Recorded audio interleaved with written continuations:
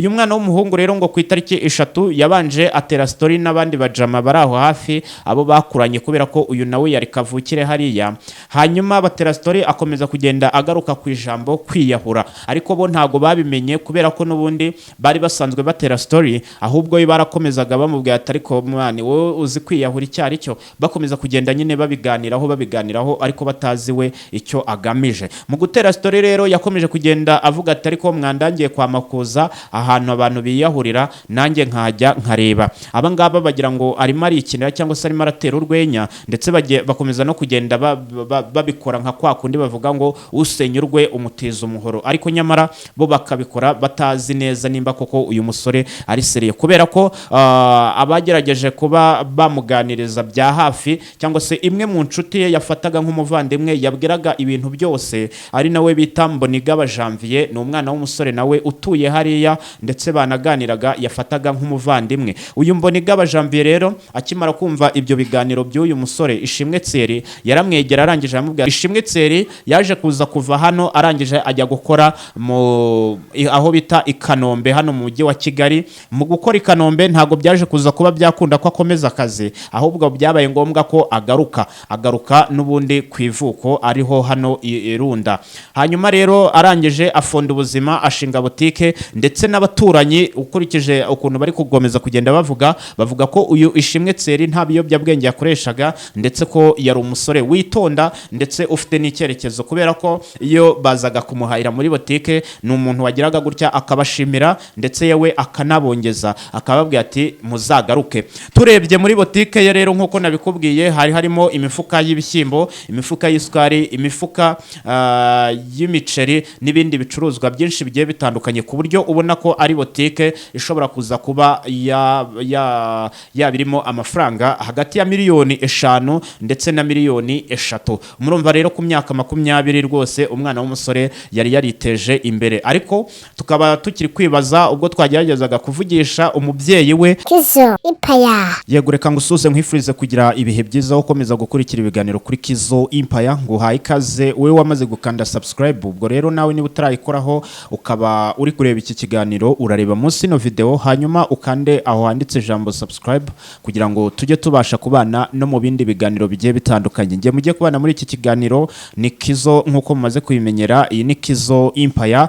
Ndagushimiye cyane rero wowe uhisemo kureba ino video. Hanyuma nubundi ni kakanya tuba tugomba kugenda tuganira ku nkuru ziba zagiye zizenguruka ku mbuga nkoranyambaga, aho dukomeza kugenda tuziganiraho byinshi bigiye bitandukanye. Ku itariki ya 4 z'ukwezi kwa gatandatu 2025 nibwo inkuru mbi yatashye mu matwi y'abanyarwanda, by'umwihariko abatuye umujyi wa Kigali, aho ku nyubako iri mu mujyi rwagati ahazwi nko kwa Makuza Peace Plaza, umwana w'umuhungu w'imyaka 20 yagize gutya asimbuka mu igorofa ya 13 arangije yikubita hasi ahita ashwanyagurika aba ahasize ubuzima. Uyu mwana w'imyaka 20 rero amazina ye nyakuri akaba yitwa Ishimwe Thierry, ndetse uyu mwana w'umuhungu akaba yamaze no kuba yashyingurwa.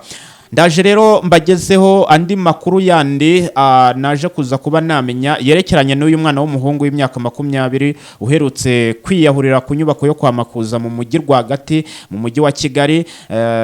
Uyu mwana w'umuhungu akaba yariyahuye ku itariki 4 aturutse mu nzu cyangwa se ku nyubako ya Makuza Peace Plaza ku igorofa rya 13. Ndaje rero nkubwire byose na mbere yuko ajya gupfa, ese yaganiriye nande, ese uyu mwana w'umusore yakoraga iki, ese ni igiki cyamuteye kuba yakiyahura, yakomokaga he? Ibyo byose nandi makuru mbazaniye, ndagira ngo wowe wicare hanyuma utera agatebe untiza amatwi kugira ngo nkugezeho ano makuru, hanyuma tuze kuyarebera hamwe turebe ese kubera iki urubyiruko rukomeje kugenda rwiyahura, kandi nyamara wareba ukabona mu buzima nta kintu babuze, ahubwo kaza no gusanga bafite icyerekezo cy'ubuzima kurusha bakuru babo cyangwa se n'abandi twakita bita abasaza. Hanyuma mbere yuko dutangira ndagira ngo urebe neza nimba warakanze subscribe kugira ngo uze kuza kuba uri umwe mu bagize umuryango wa KiZO Empire kandi ujye ukurikirana ibiganiro nzajya nkomeza kugenda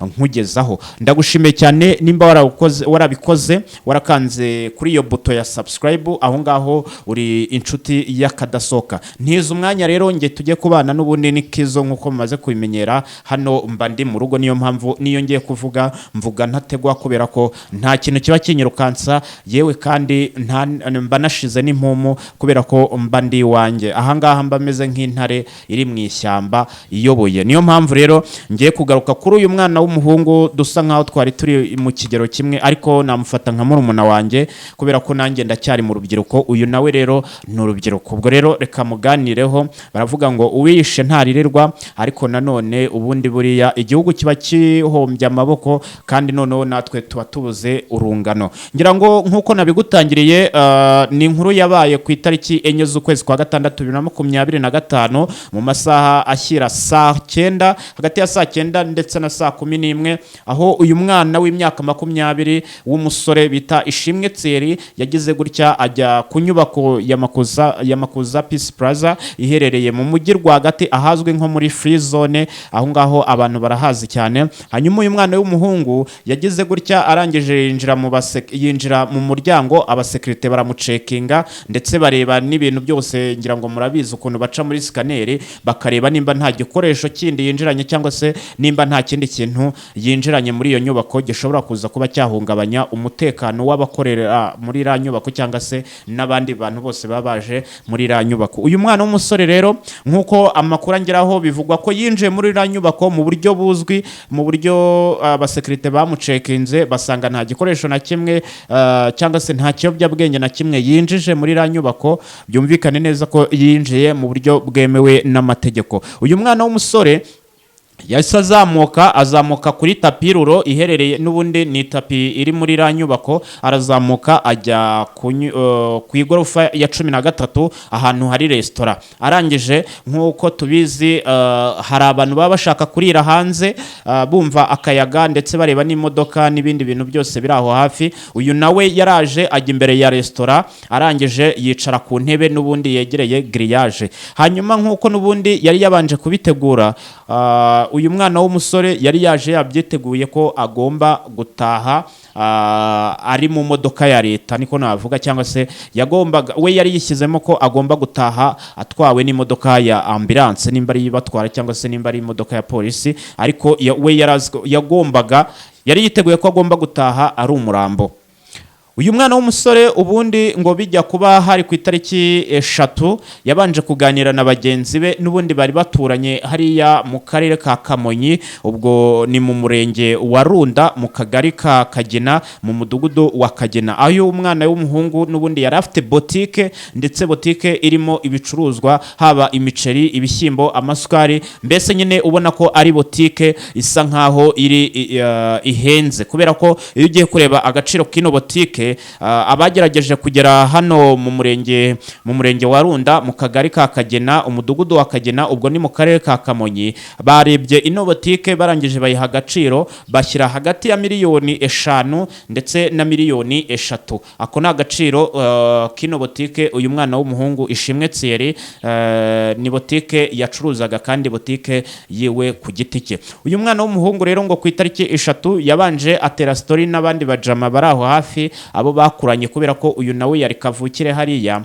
Hanyuma batera story akomeza kugenda agaruka ku ijambo kwiyahura, ariko bo ntago babimenye kubera ko n'ubundi bari basanzwe batera story, ahubwo barakomezaga bamubwira ati ariko mwana wowe uzi kwiyahura icyari cyo, bakomeza kugenda nyine babiganiraho ariko batazi we icyo agamije. Mu gutera story rero yakomeje kugenda avuga ati ariko mwandangiye kwa Makuza ahantu abantu biyahurira nanjye nkajya nkareba. Aba ngaba bagira ngo arimo arikinira cyangwa se arimo aratera urwenya, ndetse bakomeza no kugenda babikora nka kwa kundi bavuga ngo usenyurwe umutiza umuhoro, ariko nyamara bo bakabikora batazi neza nimba koko uyu musore ari seriye, kubera ko abagerageje kuba bamuganiriza bya hafi cyangwa se imwe mu nshuti ye yafataga nk'umuvandimwe yabwiraga ibintu byose, ari nawe bita Mbonigaba Janvier, ni umwana w'umusore nawe utuye hariya ndetse banaganiraga yafataga nk'umuvandimwe. Uyu Mbonigaba Janvier rero akimara kumva ibyo biganiro by'uyu musore Ishimwe Thierry yaramwegera arangije aramubwira ati ariko noneho ko numva wahinduye ibiganiro ni ibiki, ufite ikihe kibazo? Byumvikane neza ko uyu Mbonigaba Janvier n'ubundi wari inshuti bya hafi, we yari yamaze kuba yamenya ko uyu nguyu Ishimwe Thierry yatangiye kuba yahinduka haba mu mivugire ndetse no mu mitekerereze, kubera ko igihe cyose babanye, igihe cyose bakuranye, ntabwo yigeze yumva uyu nguyu Ishimwe Thierry agaruka ku bintu byo kuba yakiyahura. Uyu rero Ishimwe Janvier, uyu nguyu Mbonigaba Janvier yaramwegera arangije amubwira ati ariko se ibiganiro urimo uragarukaho byerekeranye no kwiyahura ni ibiki? Uyu mwana w'umusore rero wamaze kuba yakiyahura yaramufashe amushyira ku ruhande, arangije amubwira ati ndashaka tuganire kandi umbabarire, ibintu ngiye kukuganiriza ni ibintu biri seriye, kubera ko nanjye ubwanjye ndeseriye, ntabwo wari usanzwe unyumva mbivuga, ariko gusa iyi nshuro bibaye ngombwa ko mbikubwira. Arangije afata agapapuro yari yanditse kamwe nakubwiye, kari kanditseho ko ngo ababyeyi be bamutoteza, ndetse ashimira na zimwe mu nshuti ze za hafi n'uyu Mbonigaba Janvier arimo. Arangije amubwira ati ndagushimira ko wambaye hafi igihe cyose tumaranye kuva mu bwana, ariko noneho guhera ubu ngubu ushobora kutazongera kumbona, kubera ko ngewe namaze kuza kuba nahaga ubuzima. Uyu Janvier rero ntabwo yamenye ibyo ari byo, yakomeje kugenda amubaza gake gake, aramubaza ati ni igiki kiri gutera ibyo ngibyo? Arangije aramubwira ati ngewe mu rugo mbayeho nabi, cyangwa se barantoteza bakantuka, nubwo nagerageje kuba nashinga business yanjye, ariko nyamara mu rugo mbayeho nabi ndetse n'abarumuna banjye, kubera ko uyu nguyu Ishimwe Thierry yari umwana w'imfura mu muryango w'iwabo. Arangije abwira Janvier aramubwira ati ngiye kugutuma iwacu ubabwire nindamuka mpfuye ntakiriho, uzababwire bazafate murumuna wanjye bamufate neza, ntibazamufate nk'uko bamfataga. Uyu Janvier nta kindi yakoze, yakomeje kugenda amuganiriza gake gake, ndetse biza kuba ngombwa ko basezeranaho, ariko mu gusezeranaho n'ubundi biba ngombwa ko mu gitondo ku itariki enye mu masaha ya mu gitondo bongera kubonana. Uyu Janvier yaramuhamagaye arangije amubwira ati ndashaka ko tubonana twongere tuganire kuri bya bintu waraye umbwiyeho, hanyuma tubiganireho turebe umuti w'ikibazo. Uyu Janvier yaragiye n'ubundi ahura n'uyu Ishimwe Thierry, nkuko nabikubwiye n'ubundi bahurira kuri centre uyu nguyu Ishimwe Thierry yakoreragaho,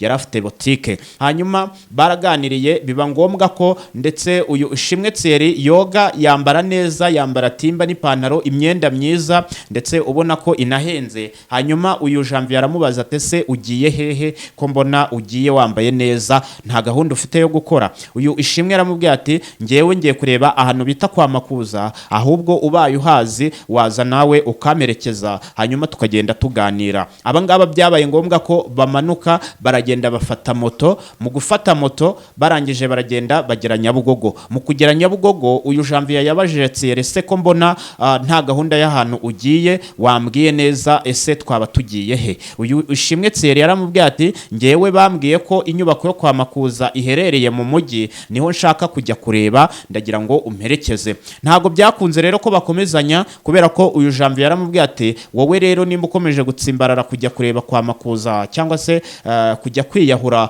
ngewe reka nkugarukiriza ahangaha hanyuma nigendere, gusa ngewe icyo nakugiriyeho inama nuko uwo nguwo atari wo muti w'ikibazo. Hanyuma byabaye ngombwa ko uyu Janvier we akata ajya mu zindi gahunda ze, cyangwa se wenda asubira n'inyuma arataha. Hanyuma uyu Ishimwe Thierry we afata moto imugeza mu mujyi. Mu kumugeza mu mujyi yahaye amafaranga inote y'ibihumbi 200 ayihereza motari. Mu kuyihereza motari bakaba bari bumvikanye amafaranga 800 yo kuva Nyabugogo agera mu mujyi ku nyubako yo kwa Makuza. Hanyuma motari kubera ko bari bamwishyuye inote y'ibihumbi 200 yagiye kumugarurira amafaranga 200, biba ngombwa ko motari amuhereza 1000 kashi ndetse andi 200 yaragiye kuyamuha kuri telefone. Uyu mwana w'umusore nta kindi yakoze, yaramubwiye ati n'ubundi mota nta kibazo wakoze kuba ungejeje ahangaha, nta kibazo reka naya ngaya nyagusubize kubera ko nta kintu ndibuze kuyamaza. Uyu motari rero rero ntabwo yigeze abitekerezaho kabiri cyangwa se nta kindi kintu yongeye kwibaza, ahubwo yagize ngo ni ubugira neza bamugiriye. Arangije afatana cya gihumbi n'ubundi bamusubije, motari we akata moto aragiye. Uyu Thierry rero nkuko nabikubwiye yarazamutse, mu kuzamuka nta n'iminota ingahe yaciyemo, mu gihe yari akiri kurwana n'umutima n'ubundi avuga ati ngewe nsimbuke cyangwa mbireke, ariko kubera ko yari yaje yabyiteguye nta kindi yakoze, yagiye n'ubundi hariya mu igorofa 13 arangije arasimbuka yikubita hasi. Mu gusimbuka rero abantu bari bari aho hafi bagiye kumva bumva ikintu kikubise hasi, mu guhindukira basanga ni umwana w'umusore ugeze gute usimbutse. Abasekirite bari bari aho baravuze ati ese ko uyu mwana yinjiyemo hano none hatubona nta kibazo afite, noneho bigenze gute? Hanyuma rero abari aho hafi n'ubundi barakomeje baragira gute, baraza barashungera, ndetse mu gushungera baza gusanga agapapuro yari yanditse ku itariki 20, kubera ko nibwo yari yanditse ako gapapuro ariko kagendana mu mufuka, basanga na telefone iri mu mufuka we. Barangije bahamagara inzego zibishinzwe z'umutekano, ziraza uyu mwana w'umusore basanga yashizemo umwuka. Nta kindi cyabaye rero, byabaye ngombwa ko umubiri we ujyanwa mu bitaro bya Kacyiru kugira ngo bakore isuzuma barebe nimba nta bundi burwayi yari afite. Gusa ariko habayeho kumusezera ku itariki 5 n'ubundi ubwo bari kumusezera bwa nyuma, aho yari agiye gushyingurwa mu irimbi ryitwa Ruyigi. Ni irimbi n'ubundi riherereye hariya mu kagari ka Kagena mu murenge wa Runda mu mudugudu wa Kagena. Iryo rero akaba ari ryo rimbi ryasezeweho bwa nyuma n'uyu nguyu Ishimwe Thierry w'imyaka 20 waje kuza kuba yakiyambura ubuzima. Inkuru rero zakomeje kugenda zivugwa ku mbuga nkoranyambaga bavuga ko ngo hari umukobwa ngo bakundanaga ndetse wanamubaje mu rukundo bigatuma ariyo mpamvu yiyahuye. Ibi ngibi nkuko Mbonigaba Janvier yatubwiye ko ntaho bihuriye, kubera ko uyu Ishimwe Thierry ni umuntu n'ubundi babanye igihe kirekire bakuranye, kugeza ubwo uyu Ishimwe Thierry yaje kuza kuva hano arangije ajya gukora aho bita i Kanombe hano mu mujyi wa Kigali. Mu gukora i Kanombe ntago byaje kuza kuba byakunda ko akomeza akazi, ahubwo byabaye ngombwa ko agaruka n'ubundi ku ivuko ariho hano i Runda. Hanyuma rero arangije afonda ubuzima, ashinga butike, ndetse n'abaturanyi ukurikije ukuntu bari kugomeza kugenda bavuga ko uyu Ishimwe Thierry nta biyobyabwenge yakoreshaga, ndetse ko yari umusore witonda ndetse ufite n'icyerekezo, kubera ko iyo bazaga kumuhahira muri butike ni umuntu wagiraga gutya akabashimira ndetse yewe akanabongeza, akababwira ati muzagaruke. Turebye muri butike ye rero nkuko nabikubwiye harimo imifuka y'ibishyimbo, imifuka y'isukari, imifuka y'imiceri n'ibindi bicuruzwa byinshi bigiye bitandukanye, ku buryo ubona ko ari butike ishobora kuza kuba yabirimo amafaranga hagati ya miliyoni 5 ndetse na miliyoni 3. Murumva rero ku myaka 20 rwose umwana w'umusore yari yariteje imbere. Ariko tukaba tukiri kwibaza, ubwo twageragezaga kuvugisha umubyeyi we, nawe wari waje ameze nkaho yasuherewe, dore ko uyu nguyu yaje n'ubundi kuri moto aje gusezera ku muhungu we, ariko nta makuru yigeze adutangariza ku bijyanye n'iyo botike nimba amafaranga arayo bamuhaye cyangwa se arayo yakoreye. Ariko n'ubundi ikigaragara cyo uyu mwana w'umusore, kubera ko atari we nyir'ubwite twari kuba twavuganye ngo wenda abe yatubwira ukuntu yarabayeho nabi nkuko abyivugira, ariko ubwo ngira ngo amakuru nayo ngayo twabashije kuba twakura hariya kwirimbi ubwo bari kumusezera. Ubwo rero Imana imuhiruko ridashira, ubwo aheza ni mu ijuru. Ubwo izina Ishimwe Thierry iryo ngiryo ryamaze kuba ryasibangana kuri ino si y'abazima. Reka twihanganishe rero abasigaye, bamwe barumunabe, ndetse twihanganishe n'ababyeyi be muri rusange, twihanganishe abanyarwanda muri rusange. Asigaye rero ni munyemerere n'ubundi ngane ku musozo w'iki kiganiro, mbashimire cyane wowe twabanye kuva aho nahereye ku ntangiriro kugeza aho nsoreje ahangaha. Munyemerere hanyuma nimba utarakanze subscribe, ndagira ngo urebe munsi no video, hanyuma ukande aho handitse ijambo subscribe kugira ngo tujye tubasha kubana no mu bindi biganiro bigiye bitandukanye. Nge mwari muri kumwe muri iki kiganiro ni KiZO, iyi ni KiZO Empire. Ibiganiro byacu n'ubundi nakagaruka. Murakoze cyane.